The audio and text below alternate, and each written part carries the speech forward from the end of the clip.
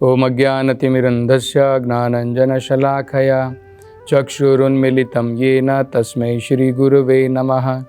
नमो ओं विष्णुपादाय कृष्णप्रेष्ठाय भूतले श्रीमते भक्तिवेदान्तस्वामिन् इति नामिने। नमस्ते सरस्वते देवे गौरवाणी प्रचारिणे निर्विशेषशून्यवादी पाश्चात्यदेशतारिणे। जय श्री कृष्ण चैतन्य प्रभु नित्यानंद श्री अद्वैत गदाधर श्रीवासादि गौर भक्तवृंद। हरे कृष्णा कृष्ण कृष्णा हरे हरे, हरे राम राम राम हरे हरे। हरे कृष्ण। तो पिछली कथा में हम वर्णन कर रहे थे श्रील सुखदेव गोस्वामी उन लोगों के लिए जो आध्यात्मिकता में प्रगति करना चाहते हैं, स्पिरिचुअल लाइफ में जो प्रगति करना चाहते हैं, उनके लिए बड़े सुंदर वचन बता रहे हैं। हमें कैसे अपनी जो दुर्लभ मानव जीवन की जो शक्ति है उसको कैसे बचाना चाहिए, बचा करके आध्यात्मिकता में उसका प्रयोग करना चाहिए। हमें उसे व्यर्थ नहीं गंवाना चाहिए। अनेकों प्रकार के व्यर्थ प्रयासों के लिए, केवल अपनी सुविधाओं को बढ़ाने के लिए उतना प्रयास करना चाहिए जिसके द्वारा शरीर और आत्मा एक साथ रह सके। अन्यथा जरूरतें तो बहुत हैं, है ना। वो कहा जाता है ना, एक कहावत है, nature can provide for necessity of everyone. तो इस भौतिक संसार में भगवान ने सब कुछ दिया है जिसके द्वारा हमारा जीवन जो है आराम से चल सकता है। तो आज की जो मॉडर्न सिविलाइजेशन हो गई है, केवल हम लोग भौतिकतावाद में प्रगति करना चाहते हैं, आध्यात्मिकता को तो हम बिल्कुल भूल चुके हैं। तो उल्टा हो गया है, आध्यात्मिकता के लिए हमारे पास में समय नहीं है, भौतिक प्रगति में सब लगे हुए हैं। सरकार से लेकर के पढ़े लिखे लोगों से लेकर के सब लोग इसी में लगे हुए हैं। लेकिन हमें ये पता नहीं है कि ये जो सभ्यता है ये सब स्थायी नहीं है, अस्थायी है, टेम्परेरी है। एक दिन सब कुछ छूट जाएगा। तो क्या हमें आगे के जीवन के बारे में सोचना नहीं चाहिए? तो उसके लिए हमें क्या सोचना चाहिए कि भाई ये टेम्परेरी जीवन के लिए मैं इतना प्रयास क्यों करूं? परमानेंट जीवन के लिए प्रयास करना बड़ा महत्वपूर्ण है। आगे का मेरा जीवन, मृत्यु के बाद में कौन सा शरीर प्राप्त होगा, वो बड़ा महत्वपूर्ण है। और मैं दोबारा इस भौतिक संसार में जन्म लूँ, दोबारा मरूं, ये क्या है? मुझे इस संसार से सोचना चाहिए किस प्रकार से मुक्ति की प्राप्ति हो सकती है, भगवान की भक्ति के द्वारा। तो बड़े सुंदर वो वचन बता रहे हैं। और खासकर उन लोगों के लिए जिन्होंने वानप्रस्थ लिया है, जिन्होंने संन्यास लिया है, उनका जीवन किस प्रकार से होना चाहिए। गृहस्थ लोगों के लिए थोड़े कंसेशन होते हैं, लेकिन जो वानप्रस्थ हैं, जो ब्रह्मचारी हैं, जो सन्यासी हैं, उनको अपना जीवन जो है किस प्रकार से चलाना चाहिए, उसके बारे में सुखदेव गोस्वामी परीक्षित महाराज से कह रहे हैं। तो वो सबसे पहले कहते हैं कि भला हमें बढ़िया बिस्तर की क्या ज़रूरत है? धरती है और हम कुछ कुशा घास ले कर के जो है एक चटाई बना सकते हैं और उसके ऊपर विश्राम कर सकते हैं। पिल्लों की भी क्या ज़रूरत है, तकिए की क्या ज़रूरत है? हमारा हाथ रहता है, हाथ के ऊपर जो है जो हमें आराम की ज़रूरत पड़ती है उसके द्वारा हम कर सकते हैं। और वो तो यहाँ तक कहते हैं कि हमें जो है पानी पीने के लिए भी कुछ बर्तन की ज़रूरत नहीं है, हमारी हाथ है। और आपने देखा होगा कि आज भी गांव के अंदर में लोग जो है हाथ के द्वारा जो है पानी पीते हैं। तो कहते हैं कि उसके द्वारा जो है हम पानी पी सकते हैं। फिर भला इसकी ज़रूरत क्या है? आगे वो कहते हैं, पेड़ों के छाल होती हैं और पेड़ों के बड़े बड़े पत्ते होते हैं, तो भला बड़ी बड़ी इंडस्ट्री खोल करके जो है हमें कपड़े बनवाने हैं, ये बुनने हैं। तो जो लोग खासकर वानप्रस्थ हैं और जो सन्यास ले चुके हैं उन्हें अपना जो है अपनी शक्ति इन सब चीज़ों में प्रयोग नहीं करनी चाहिए। और आगे वो कहते हैं कि अगर फिर भी अगर हमें वस्त्रों की ज़रूरत है तो बहुत सारे लोग जो है वस्त्रों का त्याग कर देते हैं, उन त्यागे हुए वस्त्रों का प्रयोग करके सन्यासियों के लिए, तभी जो है वो भगवा कपड़ा पहनते हैं। मतलब उनका इस भौतिक संसार से इस प्रकार की आसक्ति अब नहीं है। अब वो इस संसार से जिस प्रकार से हम जड़ से बंधे हुए हैं, उन्होंने वो अब जड़ काट ली है। तो उनके लिए खासकर बताया जाता है कि सड़क के ऊपर लोग जो है वस्त्रों का त्याग करते हैं, वो जो है काफ़ी रहते हैं सन्यासी के लिए अपने तन को ढकने के लिए। और वो कहते हैं कि हमें जो है जो सन्यासी होता है, क्यों जा कर के घर घर वो भिक्षा मांगे, उसकी भी ज़रूरत नहीं है। क्या पेड़ पौधे जो जंगल के अंदर में, क्या उन्होंने फल देने बंद कर दिए हैं कि लोगों को जाकर के जो है हमें भिक्षा मांगनी पड़ती है? तो एक्चुअली ये वैदिक परंपरा है कि गृहस्थ जीवन एकमात्र जीवन ऐसा है जहां पर आर्थिक उन्नति जो है उसका प्रावधान है। वो आर्थिक उन्नति की तरफ कार्य कर सकते हैं, बिजनेस कर सकते हैं, व्यवसाय कर सकते हैं, कृषि कर सकते हैं, गोरक्षा कर सकते हैं, गाय पाल सकते हैं, और इन सब के द्वारा अपनी आर्थिक उन्नति जो है वो कर सकते हैं। तो गृहस्थ जीवन जो बाकी के 3 जीवन होते हैं, वानप्रस्थ हो गया, सन्यास हो गया, ब्रह्मचारी हो गया, ये जो, और खासकर इसमें से सन्यासी और ब्रह्मचारी, ये भिक्षा मांग करके गृहस्थों के जो है उनके पास भिक्षा मांग करके अपना जीवन जो है वो चलाते हैं। जो असली सन्यासी होते हैं वो भगवे कपड़े जो हैं केवल अपना पेट भरने के लिए वो नहीं पहनते हैं। ये बड़ा महत्वपूर्ण है।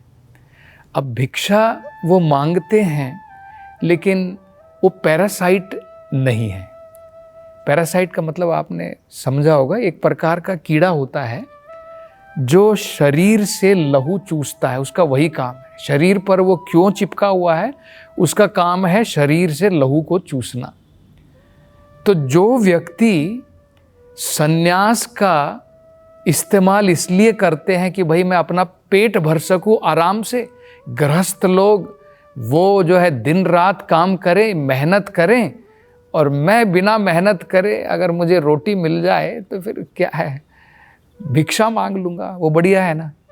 तो जो लोग सन्यास को व्यवसाय बना चुके हैं, ये सुखदेव गोस्वामी कहते हैं कि ये सही नहीं है।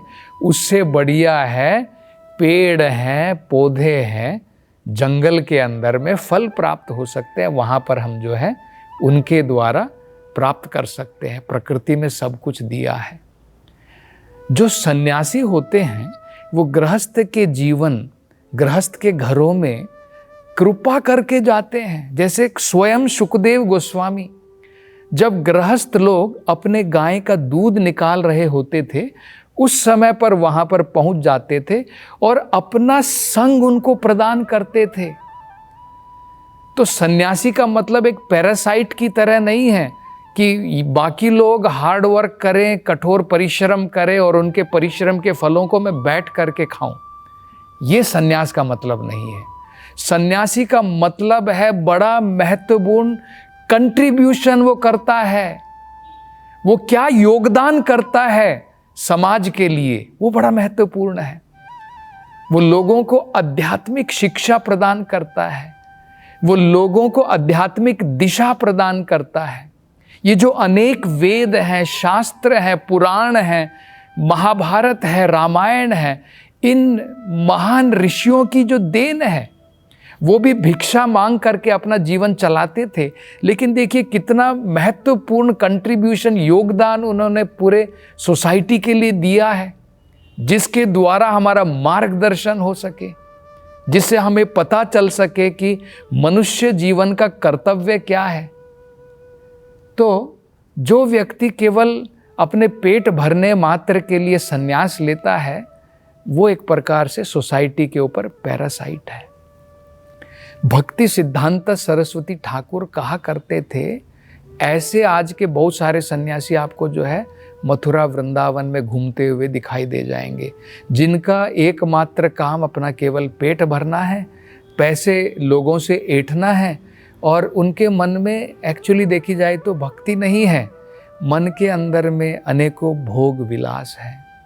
यहाँ तक कि भक्ति वेदांत स्वामी श्रीला प्रभुपाद जब कलकत्ता में रहते थे, उनके पिता एक बड़े वैष्णव थे, महान वैष्णव थे। तो वो भी बताते हैं कि उन्होंने स्वयं देखा है कि भगवे कपड़े में पहन करके कुछ सन्यासी उनके घर में आते थे और अनेकों वस्त्र जो है दान में लेते थे, पैसे दान में लेते थे, अनाज दान में मांग करके ले जाते थे। और प्रभुपाद जी कहते हैं कि सवेरे वो आते थे भगवे कपड़े पहन करके और शाम को आम लोगों की भांति अनेकों प्रकार से ऐश करते थे दूसरे कपड़े पहन करके। तो इस प्रकार के सन्यासी, ये कोई सन्यास का व्यवसाय नहीं है, ये हमें समझना है। ये सन्यास के नाम पर एक प्रकार से कलंक है। तो भक्ति सिद्धांत सरस्वती ठाकुर इस प्रकार के जो दिखावटी मात्र सन्यासी हैं, उनके लिए कहते हैं कि उससे बेहतर है झाड़ू लगा करके अपना जीवन चलाना, जो है थोड़ा परिश्रम करके कुछ कंट्रीब्यूशन करके सोसाइटी के लिए, समाज के लिए अपना जीवन चलाना। तो इसके लिए उन प्रकार के सन्यासियों के लिए बताया गया है कि भाई तुम जाकर के भिक्षा क्यों मांगते हो? क्या पेड़ों ने, क्या जो है नदियों ने जल देना बंद कर दिया है? क्या पेड़ों ने फल देना बंद कर दिया है कि तुम जाकर के जो है गृहस्थ के घरों में जाकर के भिक्षा मांगते हो? तो बड़े सुंदर वचन बता रहे कि सन्यास का जीवन जो है आध्यात्मिक प्रगति के लिए है, वो दोबारा इस भौतिक संसार से आसक्ति बढ़ाने के लिए नहीं है। सब कुछ त्याग करने के पश्चात में हम दोबारा भोग विलास में अपना जीवन चलाएं, वो सन्यास नहीं कहलाता है। तो बड़े सुंदर वो कहते हैं, और वो कहते हैं कि इससे सबसे ऊपर व्यक्ति को समझना चाहिए कि क्या भगवान हमारा रक्षक नहीं है कि ये सन्यासी लोग जाकर के कुछ जो अमीर लोग होते हैं, जिनके पास में धन है, दौलत है, उनकी चापलूसी करते हैं और उनको कहते हैं कि भाई आप बड़े महान दानी व्यक्ति हैं, आप बड़े महान हैं, और इस प्रकार से उनकी चापलूसी करके उनसे जो है धन दौलत अर्जित करते हैं ऐशो आराम करने के लिए। तो शुकदेव गोस्वामी कहते हैं कि इस प्रकार से व्यक्ति को अपना जीवन नहीं चलाना चाहिए। अगर उसने संन्यास लिया है तो उसे भगवान की रक्षा के ऊपर भरोसा होना चाहिए, भगवान के ऊपर निर्भर रहना चाहिए, एक धन दौलत वाले व्यक्ति के ऊपर निर्भर नहीं रहना चाहिए। आजकल हम लोग देखते हैं इस प्रकार से काफ़ी लोग हैं जो धनी लोगों के जो है उन्होंने उनको डिसाइपल बनाया हुआ है, अपने शिष्य बना लिए हैं, और उनका काम केवल इतना है कि उनसे पैसा मिलता रहे और हमारा भी जो है सुख समृद्धि का जीवन चलता रहे। ये आध्यात्मिक प्रगति नहीं है। तो शुकदेव गोस्वामी जो है इसके बारे में बताते हैं। वो कहते हैं कि व्यक्ति को चाहिए भगवान की सुरक्षा के ऊपर, भगवान सबका मेंटेनर है। ये तो वेदों के अंदर में बताया है, नित्यो नित्यानाम चेतनस चेतनानाम एको वा बहुधाति विदधाति कामान। व्यक्ति को ये भरोसा होना चाहिए कि मेरा मेंटेनर, मेरी ज़रूरतें पूरी करने वाला वो भगवान है। मुझे किसी जो है व्यक्ति के पास में, जिसके पास में धन दौलत है, सब कुछ मैं छोड़ करके आया और बाद में दोबारा धन दौलत के ऊपर मैं निर्भर हो गया, तो फिर क्या फ़ायदा हुआ संन्यास लेने का। ये बड़ा महत्वपूर्ण पाठ जो है शुकदेव गोस्वामी परीक्षित महाराज को दे रहे हैं, क्योंकि परीक्षित महाराज ने सब कुछ त्याग कर दिया, अपने राज्य का पूर्ण त्याग कर दिया है। तो वो नहीं चाहते हैं कि परीक्षित महाराज इस प्रकार के एक दिखावटी मात्र सन्यासी, उन्होंने सन्यास लिया हो और वो दोबारा जो है भौतिक लोगों के ऊपर, उनकी आर्थिक धन संपत्ति के ऊपर निर्भर हो जाए, वो ये नहीं चाहते हैं। तो ये बड़ा महत्वपूर्ण हम सब के लिए भी पाठ है कि भगवान की कृपा से भारतवर्ष में आज अनेकों ऐसे महान तीर्थ स्थान हैं जहाँ पर हम अपने कम से कम जो मान लो 50 साल हो गए, या फिर कम से कम अगर हमको लगता है कि आज के कलयुग के अंदर में हमारी जिम्मेदारी 50 साल में पूरी नहीं होती है, तो भाई लगा लो। आज तो सरकार ने भी तो नियम बना दिया है कि 60 साल में रिटायरमेंट हो जाता है, तो कम से कम 60 साल का तो हम लोग समय लगा सकते हैं कि भाई अब तो मैं भौतिक जिम्मेदारियों से रिटायरमेंट ले लूं, अब क्यों मैं अनेकों प्रकार के भौतिक प्रयासों में दोबारा फंसे रहूं। तो इस प्रकार के महान जो तीर्थ स्थान हैं वहाँ पर रह करके व्यक्ति को चाहिए कि भगवान के ऊपर ध्यान लगाए। अब सुखदेव गोस्वामी यही बताएंगे। आगे सुखदेव गोस्वामी महाराज परीक्षित को कहेंगे कि परमात्मा जो हृदय के अंदर में है, जो सबके हृदय में विराजमान है, व्यक्ति को चाहिए उसके ऊपर निर्भर रहे, उसके ऊपर ध्यान लगाए। तो बड़ी सुंदर जो है वो वचन सुनाते हैं महाराज परीक्षित को। और आगे की कथा की चर्चा अगली कथा में करेंगे। हरे कृष्णा। हरे कृष्ण मूवमेंट के संस्थापक आचार्य श्रील प्रभुपाद की हार्दिक इच्छा थी कि भगवान श्री कृष्ण और श्रीधाम वृंदावन की महिमा का पूरे विश्व में प्रचार हो। मथुरा वृंदावन में निर्माणाधीन गगनचुंबी वृंदावन चंद्रोदय मंदिर श्रील प्रभुपाद के इस उद्देश्य को समर्पित है। यह परियोजना वृंदावन को विश्व मानचित्र पर एक अनुपम छवि प्रदान करेगी। स्कंद पुराण में उल्लेखित है कि भगवान श्री कृष्ण के लिए एक मंदिर का निर्माण प्रारंभ करने मात्र से 7 जन्मों में किए गए पापों का नाश हो जाता है और ऐसा करने वाला व्यक्ति नरकीय लोकों में कष्ट भोग रहे उसके पूर्वजों को मुक्त कर सकता है। अतः एक सुनहरा अवसर है भगवान श्री कृष्ण के लिए विश्व के सबसे ऊंचे मंदिर के निर्माण में सहयोग देकर सर्वोच्च पुण्य का भागीदार बने। 1 स्क्वायर फीट मंदिर निर्माण सेवा राशि 2100 रुपए मात्र। अधिक जानकारी के लिए संपर्क करें 8585850033 एवं 77259 77260।